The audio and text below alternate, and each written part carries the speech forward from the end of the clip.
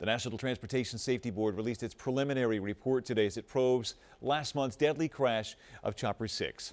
As you well know by now, the helicopter went down in the thick woods of the Wharton State Forest as it returned from an assignment the night of December 19th. The pilot, Monroe Smith, and photographer Chris Doherty were both killed in that crash. Action News reporter John Paul live in the Satellite Center tonight. John, a lot of work to do in this investigation yet, but some notable preliminary findings today. Right, and that's good to point out. This is just the preliminary investigation. This is the report, came out just a few hours ago. Most of it deals with the debris field where Chopper 6 was found, but it does reveal some new information. Chopper 6 had been inspected the day of the crash.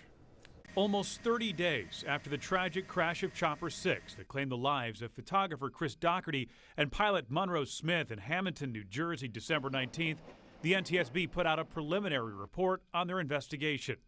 Two things stand out. Investigators said they found no anomalies of the engine that would have precluded normal operation.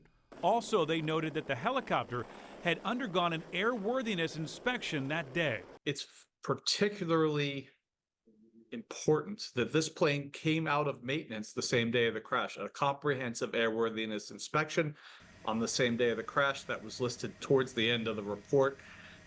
There are many accidents that happen right after maintenance, right after inspections. Today I spoke with John Gagliano, a former Navy pilot and aviation attorney. There was no real detail about exactly what maintenance was performed, but they said that there was an inspection. And that means that it was probably comprehensive. One other significant piece of information revealed in the report was that the helicopter veered off course and began to descend about 15 minutes after the crew wrapped up their final assignment for the day. One witness reported seeing a solid light descending at a steep angle, while another described a giant orange ball descending into Wharton State Forest. From the moment Chopper 6 went off course to the time it crashed, only about 2.5 minutes had passed. Now, Brian, that full report could take a year or more to come out.